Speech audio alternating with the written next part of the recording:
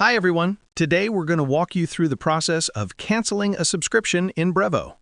First, begin by clicking on your name or profile picture located in the top right corner of the screen. This will open a drop-down menu. From the drop-down menu, select My Plan. This section contains details about your current subscription. In the My Plan section, you'll see the plan you're currently subscribed to, along with its features and billing information. Scroll down to the bottom of the page where you'll find an option to Cancel Subscription. Click on this option to proceed. You may be prompted to confirm your decision. Follow the on-screen instructions to finalize the cancellation process.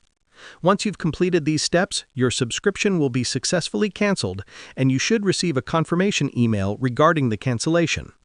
If you have any further questions or need assistance, feel free to reach out to Brevo Support. Thanks for watching, and I hope you found this tutorial helpful.